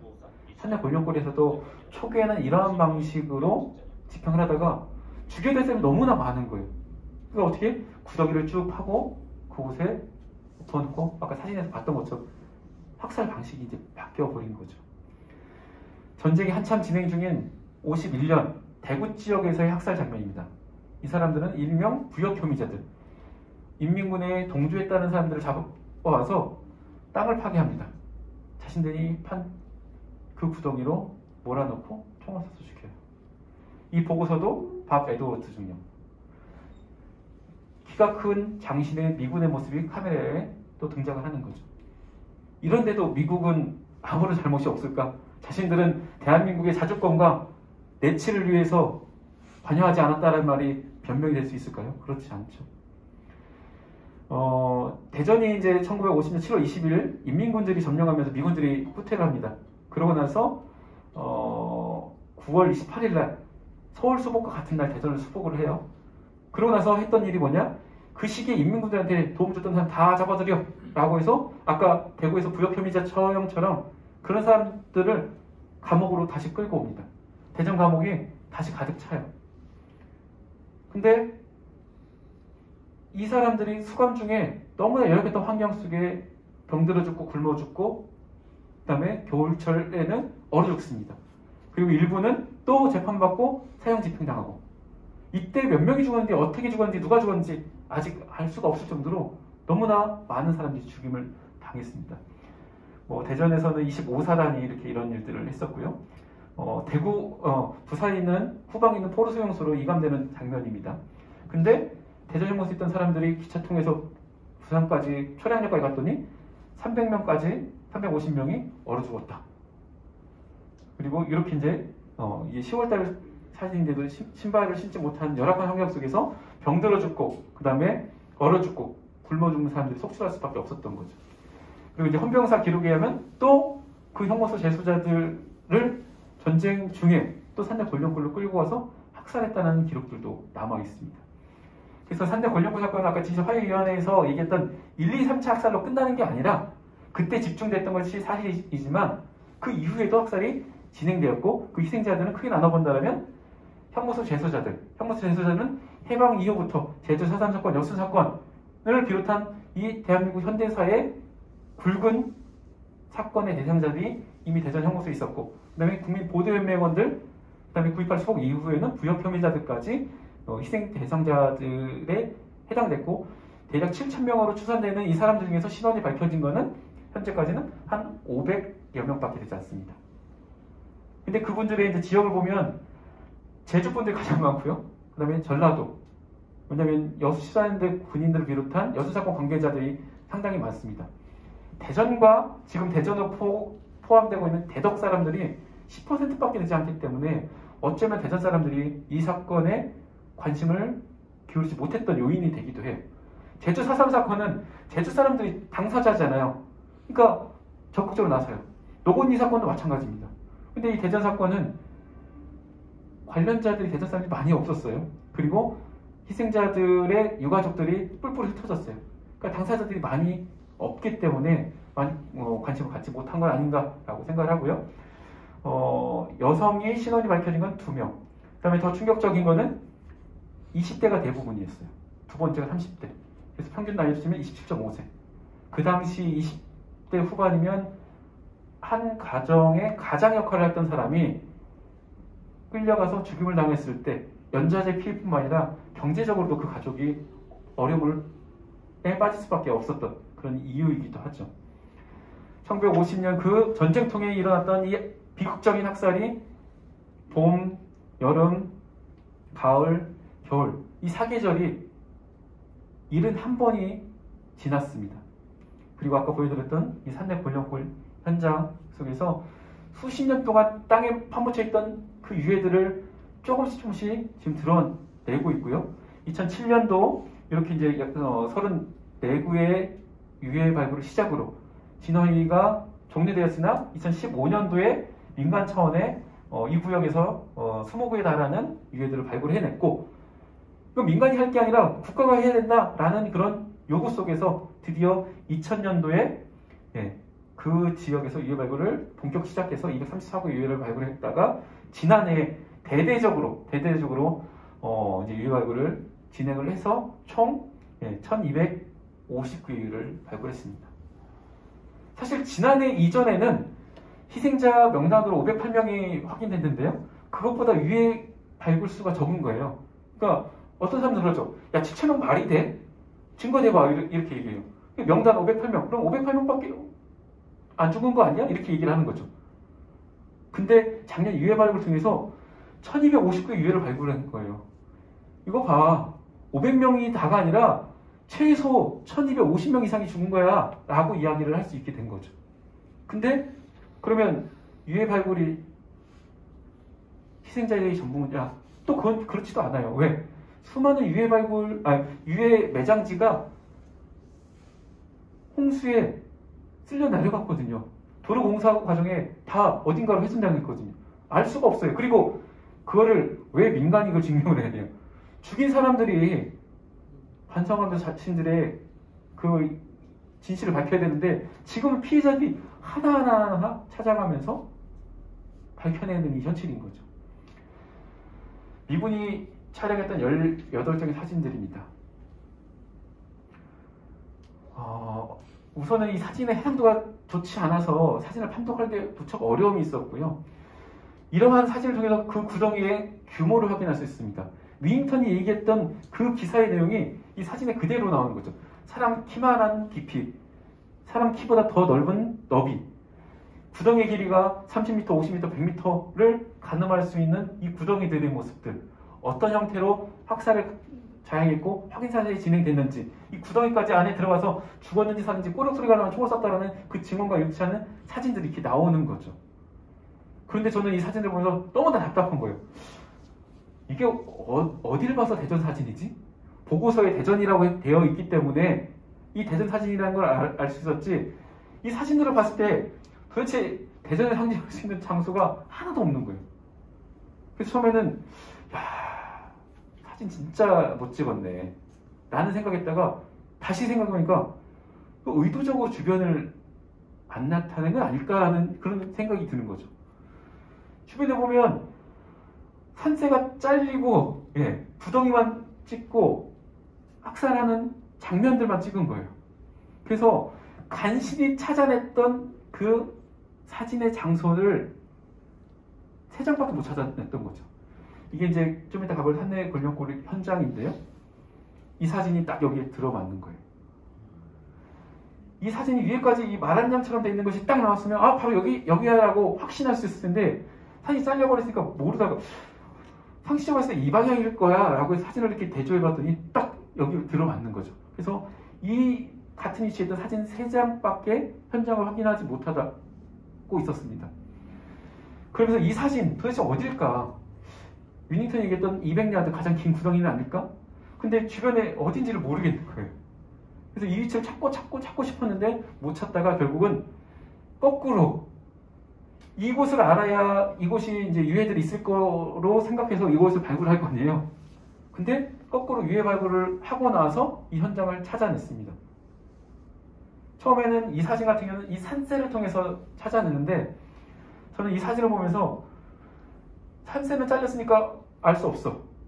그러면 혹시 이 바위들이 그대로 나와 있진 않을까? 라고 하면서 유해 발굴을 한 그 구덩이에서 이 바위들을 찾아 나타난 거죠. 그러다가 유해 발굴이 끝나고 나서 옛날에 찍었던 사진들을 다시 쭉 살펴보다가 이 바위 세 개를 찾아낸 거예요. 이 바위 세 개 뒤에 있는 새. 똑같죠? 너무 소름 끼치는 거예요. 이 단단한 뼈들은 다 사가버렸는데 그 커다란 바위들이 그곳에 그대로 고스란히 남아있는 거죠. 그러면서 이 사진의 위치를 찾아낸 겁니다. 아까 찍었던 그 사진, 그 장소 인근에서 18장의 사진이 모두 촬영된 거다. 안타깝게 이 사진은 이약살지라고 불리는 길 건너가 아니다라는 것이 좀 안타깝긴 하지만 어쨌든 이 사진의 위치를 유해 발굴을 통해서 확인을 했고 미군들은 그 인근에서 3일 동안 1,800명이 죽었다는 것을 보고 있었다는 것을 이제 알아낸 거죠. 그러면 나머지 지역에서는 그 이후에 학살이 진행됐다. 또는 그 이전에 학살이 진행됐을 수도 있습니다. 왜? 14인도 군인들이 이미 사형이 집행당했다라고 얘기했잖아요. 어디서 사형이 집행당했을까? 아마 산맥 권력골이 아닐까. 왜? 전쟁이 났는데 3일 만에 수천 명의 자국민을 죽이기 위해서 그래 이 골짜기가 좋겠어 이 골로 보내자라고 누가 결정을 신속하게 내릴 수 있을까요?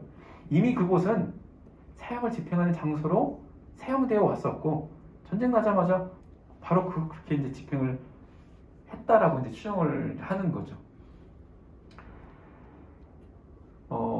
유해 발굴은 희생자들의 명예를 회복하는 일입니다. 그래서 어떤 이제 사망 사고가 있을 때도 그 시신을 수습해서 안장하고 이런 것들이 결국은 죽은 자에 대한 예의를 다하는 거죠.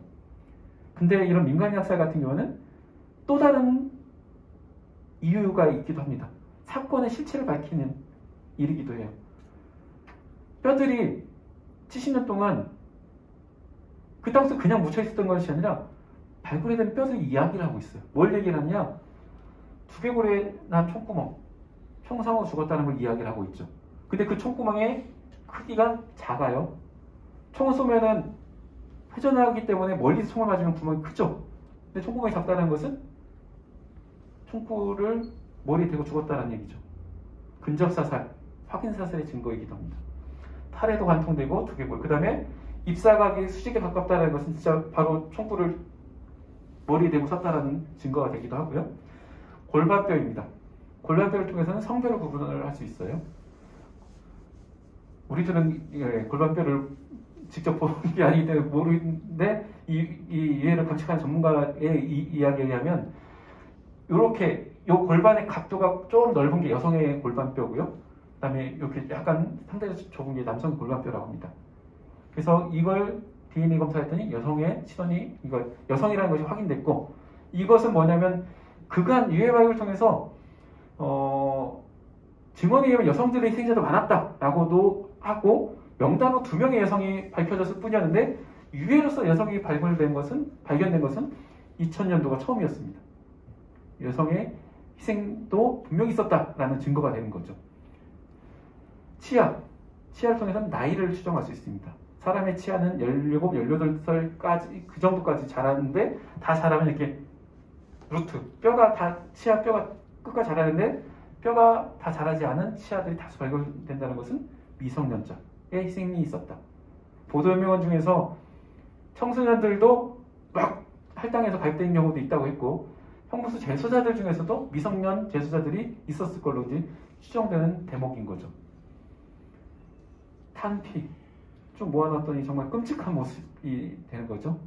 이 탄피도 어떤 탄피냐에 따라서 가해자가 구분됩니다. 그 당시 주로 썼던 총은 M1 게런드라는 총과 M1 카빈 총이 있었는데 M1 게런드는 좀 무거워요. 그래서 군인들이 주로 썼고요. 카빈은 경찰들이 주로 썼는데 M1 게런드 탄피가 주로 나오기 때문에 대표적인 가해 세력은 군인이다. 그래서 이게 이제 M1 탄피고요. 이렇게 약간 얇고 좁은 게 이제 카빈 소총의 이제 탄피들입니다. 경찰도 가담했다. 그다음에 45구경 지휘관들이 썼던 확인사살하는 장면들. 그다음에 탄두들도 나오고 단추들을 보면은 2열, 4열로 균일하다 집단 생활을 했던 사람들, 평소 재소자일 가능성이 큽니다. 왜냐하면 일반 민간인들은 뭐 복장이 다양하니까 나온 단추들이 좀 다양하게 나와야 되는데 유사한 단추들이 이렇게 나오는 거죠. 이 유해 발굴 현장을 목격하고 있는 이 유가족들의 이 눈물을 보면서 우리가 어떠한 생각을 해야 될까? 어떤 일을 해야 될까? 이분은 아버지가 여수 시사인데 헌병이었습니다. 여순 사건이 나기 직전에 휴가를 갔어요. 근데 이 봉기 소식을 모른 채 부대로 복귀하려는 과정 속에 광주역에서 검거가 돼서 대전으로 끌려와서 결국 희생당한 거죠. 처음에 제가 상반된 무덤 이야기, 죽이는 이야기, 죽음의 이야기를 드릴 수밖에 없다고 말씀드렸는데요. 전쟁에서의 죽음은 정말 다양한 죽음이 있습니다. 근데 이것을 그냥 극단적으로 양분한다면 국가를 위한 죽음으로 먼저 하나를 이야기할 수 있죠. 전쟁 나면 나라를 지키기 위해서 군인들이 나라를 위해 싸우다 죽는 거, 이게 국가를 위한 죽음이죠. 근데 그 반대쪽에는 국가에 의한 죽음이라는 것이 있었다. 사실 국가에 의한 죽음은 있어서도 안 되고 있을 수도 없는 일인데 한국전쟁 와중에 수많은 이 국가에 의한 죽음이 산재되어 있었다는 거죠. 사실 이 두 죽음 사이에서 다양한 이제 스펙트럼이 있으나 극단적으로 나눠본다면 이 두 죽음으로 나눠볼 수 있는데 이 대전이라는 도시는 이 극단적인 두 개의 죽음의 현장이 상반되게 위치해 있는 지역이기도 합니다. 이게 대전 지도인데요. 대전의 서북 쪽에는 국가를 위한 죽음의 상징지인 국립대전현충원이 있습니다. 그리고 그 반대쪽 대전의 동남쪽에는 이 민간인 학살지 산내 골령골이 있습니다. 근데 그냥 상반돼서 위치하는 것으로 끝나는 게 아니라 누가 어떻게 묻혀 있는가. 산내 골령골은 누가 죽었는지 누구의 뼈인지 모른 채 뒤엉켜 있는 이 골짜기 구덩이에 수십 년 동안 그냥 방치되어 있었던 때에 비하면 국립묘지는 정말 비석도 세우고 공분도 세우고 또 대상에 따라서 뭐 8평이니 1평이니 좀 다르긴 하지만요. 국가로부터 예우를 받고 있는 거죠. 당연히 국가를 위해서 죽었기 때문에 그 예우를 받아야만 한다. 맞습니다. 그럼 국가에 의한 죽음을 받았던 사람들은 이렇게 방치되고 있어도 되는가? 국가로부터 사죄를 받고 그 다음에 그것을 재활하지 말아야겠다라는 그런 반성 속에 또 다른 어떠한 치유와 예우를 다해야 되지 않을까. 근데 더 충격적인 거는요. 이 상반된 무덤 속에 이런 인물들이 대전현충원에 안장되어 있다는 겁니다. 대전현충원 그 장군묘역 8번 묘역에 한병선이라는 사람이 안장되어 있는데 준장으로 예편해서 이곳에 안장되어 있습니다. 한병선 누구냐? 당시 제2연대 연대장이었습니다. 제주로 이연대가 순천, 여수, 제주까지 파병됐다고 했잖아요. 제주 2연대 연대장으로 있으면서 그 군법 재판을 이끌었던 사람이기도 하고요. 그 다음에 단일 사건으로 가장 큰 피해를 냈던 북촌학살이라고 있습니다. 하루 사이에 주민 400에서 한 600명 정도를 총살시켰던 사건인데 왜 총살시켰는가? 2연대 3대대가 함덕 해수욕장 인근에 주둔하고 있었는데 이제 토벌하러 갔다가 돌아오는 길에 누군가의 모를 총에 맞아서 2명이 죽어요. 이 주민들이 수습해서 군대에 갖다 줬더니 그 사람들 현장에서 죽이고 주민들을 북국민 앞에 무위라고 합니다. 군인과 경찰 가족들은 가라고 하고 나머지 사람들을 10명씩 끌고 가서 죽여버렸어요. 그 학살을 단행했던 부대가 2연대 3대대인데 2연대 3대대는 어떤 부대냐? 서북청년회 회원들을 비밀리에 입대시킨 일명 특별부대, 서청부대들이죠. 그 부대의 총책임자였습니다. 제주 4.3 사건의 가해자는 대전 국립현충원 장군미역 가장 높은 곳에 있는 데 비해서 제주 4.3 사건의 피해자는 그 반대쪽 산내 골목골에 안매장되어 있는 현실이죠. 송석화는 여수지구 계엄사령관이었습니다. 당시 3연대의 부연대장이었습니다. 여수 학살 사건의 지휘 책임에 있었던 사람은 또 대전현충원 장군미역에 있는데 그 희생자는 또 산내 골목골에 있는 거죠. 여순 사건에 관련해서 민간인 한 명이 대전현충원에 안장되는데 김영준이라는 사람인데요. 이 사람은 여수 14대 군인이 봉기하니까 여수 사람들이 인민위원회를 구성해서 새로운 나라를 만들겠다라고 얘기를 해요. 그러면서 뭘 하냐? 해방되고 나서 못 탔던 거 있다. 친일파 차단을 못했다. 반민특위가 해산당하면서 친일파 차단을 못했는데 이 김영준이 일제강점기에 군용기 헌납하고 독립운동가들을 감시하는 촉탁보고사 등등을 하면서 친일 인명사전에도 등재된 사람인데 이 사람을 잡아다가 처형을 한 거예요. 근데 이 사람이 대전현충원에 안장되어 있어요. 왜? 반공 우익이라는 이유만으로 여순 사건 때 죽었다라고 해서 군이 현충원에 안장되어 있는 거예요. 경찰 묘역에 가보면 애국단원이래요. 당시 나이가 50살이었고 경찰도 아니었어요. 전투하지 않았어요. 근데 경찰 묘역에 있어요. 근데 더 화가 나고 황당한 거는 이 세 사람의 공통점은 다 일제강점기 친일 부역자. 관도 특수할 때 만주군, 그 다음에 다 친일 인명사전에 등재된 사람들입니다. 그러한 전력들이 있음에도 불구하고 양지바른 국립묘지에 나머지 사람들은 반대쪽 그 긴 구덩이에 그리고 그 이 세 사람 말고도 김창룡 대전에서 학살에 직접적인 가해가 있는지는 아직까지 밝혀지지 못했지만 전국 각지에 있었던 이 부역 혐의자 특무대장으로서 민간 학살의 총책임자라고 불렸던 김창룡도 대전현충원에 그 다음에 서북청년회 집행위원장을 맡았던 문봉재 그 다음에 보도연맹을 주도했던 반공 사상검사 오제도도 대전현충원에 안장된 현실이죠. 근데 대전의 이 무덤은 대전에만 있는 게 아니라 전국 각지가 사실은 무덤이다, 학살터다. 100만 명이 넘는다라고 이야기를 합니다. 그래서 대전은 이 중에 하나의 사례이고 그 중에서 다른 지역보다 규모가 크고 복합적이고 이런 상징성은 있습니다만 대전만의 일이 아니라 전국 각지의 일이었다. 그래서 이것을 좀 알리려고 노력을 하고 있는데 우리 선생님들께서 이렇게 대전에 오셔서 너무나 감사드리고요. 오늘 부족한 이야기는 제가 선생님께 이제 영상 몇 번 보여드렸는데 저희들이 이걸 알리려고 다큐멘터리도 좀 만들었었고요. 그 다음에 이제 뉴스타파에서 이제 목격자들을 이렇게 이제 영상으로 만든 적도 있었고 작년에 이제 KBS에서 이제 골령골 이야기로 해서 이제 또 두 편의 다큐멘터리가 나왔습니다. 이것도 한번 시청해 주시면 감사하겠고요. 지역에 있는 극단들이 함께하고자 이제 상황극, 현장 가서 하는 연극도 만든 바가 있었습니다. 그 다음에 지역에 있는 극단이 이걸 소재로 지난해 이런 적극대전 연극도 만들었었고 몇 곳이라는 제목의 마당극단 조타의 연극도 있었고요. 또 유해발굴에 이제 봉사활동까지 참여하면서 뮤지컬을 만들었던 젊은 청년들도 있었습니다. 지금 가보시면 정말 아무것도 없어서 놀라실 수도 있을 텐데요. 나중에 이곳이 이렇게 대전에서 벌어졌던 민간 학살의 경우처럼 전국 각지에 있었던 이 모든 학살들을 추모하고 평화 인권 교육을 할 수 있는 장소로 이렇게 탈바꿈될 예정입니다. 근데 이제 이것이 단순하게 이제 공원이라는 하드웨어로 끝날 게 아니라 어떤 내용을 넣을지 이것은 사실 국민의 관심들이 이제 필요한 상황이기 때문에 함께 좀 많이 관심을 가져주셨으면 좋겠고요. 네. 이렇게 긴 시간 저희 말씀을 하는 걸로 마치도록 하겠습니다. 네, 고맙습니다.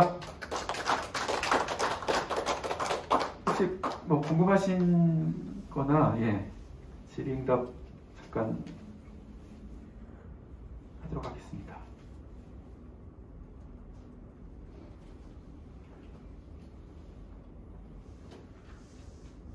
네. 예, 설명 잘 들었습니다. 말이 잘 나오진 않는데 궁금한 거 하나만 그냥 단도직 여쭤보겠습니다. 여성에 대해서 2명이라고 네. 그건 이제 공식적인 거고 아마 그 박사님께서 추론하기엔 여성이 한 어느 정도 될 것 같습니까? 그걸 사실 그걸 확인할 수 있는 방법은 그 당시에 엘렌 위닝턴의 이제 보도라든지 그러니까 그 당시 이제 신문 자료를 통해서 이제 간접적으로 확인할 수밖에 없는 거고요.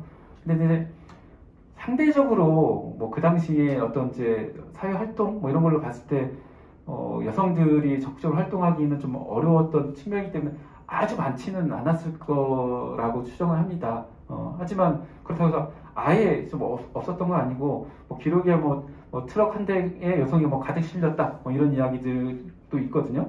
그럼 보통 이제 그 트럭 한 대에 적기 싫으면 20명에서 뭐 40명 뭐 이렇게 이제 싣고 이제 이동을 하는 거여서 정확하게 뭐 이렇게 몇 퍼센트다 이렇게 단정하기는 좀 어려운 상황이고요. 그냥 뭐 통계적으로 본다라면 500명 중에 2명이니까 아주 뭐 이렇게 많지는 않을 걸로 이제 예상은 하고 있습니다. 하지만 그간 여성에 대한 이제 언급조차 없었던 것에 비한다면 그 유해 발굴로 여성이 확인된 것은 의미 있는 일이고 독립운동가들도 마찬가지죠. 국립묘지 가보면 다 남성밖에 없어요. 그죠? 사실 여성들이 독립운동을 안 한 것이 아니라 드러나지 않는 곳에서 이제 활동했던 건데 그것을 우리가 조명하지 못했던 측면이 있는 거기 때문에 이 희생자들도 이제 구체적으로 신분 그다음에 그 성별 이런 것도 확인하는 것도 이제 의미 있는 작업이라고 생각합니다. 작년에 이렇게 발굴을 하다가 이제 중단이 된 건가요? 이후에 발굴할 나머지 학살 예정지에 대한 유해 발굴 중단이라기보다는요. 국가 차원의 유해 발굴 계획이 수립된 게 3개년 계획으로 수립이 됐어요. 그래서 2000년, 2021년, 2022년 올해까지 이제 그 유해 발굴이 진행되는데 정해진 예산으로 진행할 수 있는 기간들이 2000년도에는 40일이었고요. 작년에는 40일을 3개의 팀이 이제 진행하도록 예산이 확보됐기 때문에 팀마다 발굴 시점이 좀 달라서 상대적으로 여름부터 이제 가을까지 2000년도에는 가을에만 집중됐었고 그다음에 올해 이제 마지막 이제 유해 발굴을 이제 진행할 텐데 올해는 아직 구체적으로 언제 얼마의 기간 동안 할지는 좀 정해지지 않았지만 다행히 국가 예산으로는 확보되어 있는 상황에서 올해까지 유해 발굴을 마치고 나면은 그곳을 유해가 매장되지 않은 곳을 이제 중심으로 이제 건물이 들어서고 이렇게 해서 공원화 작업을 진행할 거고요. 계획으로는 2024년에 이제 완공하려고는 하고 있으나 그때까지 될지는 아직은 잘 모르겠습니다.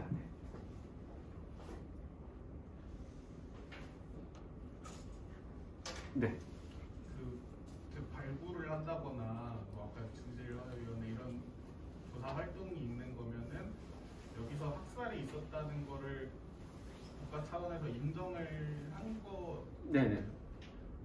그러면 이제 학살을 한 걸 인정한 건데 그럼 거기에 이어서 뭐 사죄나 이런 것들이 뚜렷하지 않았다고 제가 들은 것 같은데 학살이 있었다고 말을 했음에도 사죄는 낫지 않은 거예요?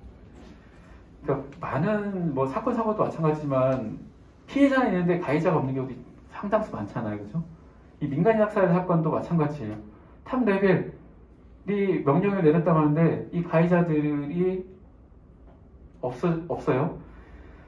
진실 화해인의 한계이기도 했는데요.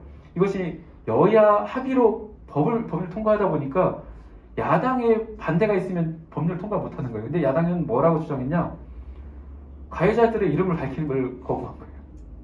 그래서 조사 보고서에 가보시면 그 부대의 책임자 김땡땡 처음에는 누군지 다 썼다가 나중에 다 땡땡으로 다 교체를 합니다. 그 이름을 하나하나 찾아서 밝혀낸 것이 작년 KBS 다큐멘터리 2부에서 밝혀낸 건데 사실 다 누군지 알고 있었으나 국가 차원의 이 보고서에서는 야당의 반대로 담지 못했던 거죠. 그러니까 이제 그리고 진실화해위원회의 목적이 뭐냐면 처벌이 목적이 아니라 진실규명이라는 낮은 1단계의 목적을 주다 보니까 여기서 이제 그쳐버리는 거예요. 그래서 그 다음 단계 사실 가해자들의 반성과 처벌을 전제하지 않으면 이건 제대로 된 진상규명이 아닌 거죠. 그래서 제주 사상평화공원에 또 가보시면 마지막에 화해 이야기가 있는데 화해라는 말은 그렇게 쉽게 쓸 수 없는 이야기다라고도 얘기를 하죠. 왜냐하면 화해를 하는 순간 가해자들이 이제 쏟아지는 거예요. 피해자들은 이야기하기 어려운 상황이 벌어지는 거죠. 충분하게 피해자들의 마음이 풀어졌을 때, 그리고 가해자들의 사죄와 반성이 있었을 때 화해라는 말을 쓸 수 있는데, 지금 이미 수많은 가해자들이 다 죽어버린 상황이고, 또 그러면 이 사실이라도 그걸 밝혀내야 되는데, 그 밝혀내는 과정에서 가해자들의 후회 또는 가해자들의 하고 정치적인 일치성, 연관성 있는 세력들이 이걸 반대를 하고 있는 거예요. 그래서 이거를 극복하는 것이 사실 제2기 진실화해위원회와 저희 이제 뭐 민간 차원의 이제 과제이긴 한데, 얼마만큼 될지는 지금은 약간 좀 장벽들이 좀 많은 게 사실입니다, 지금도.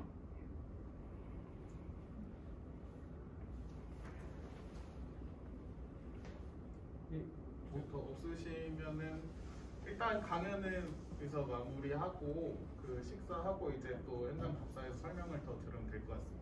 강연 해주신 선생님한테 박수 한번 드리겠습니다.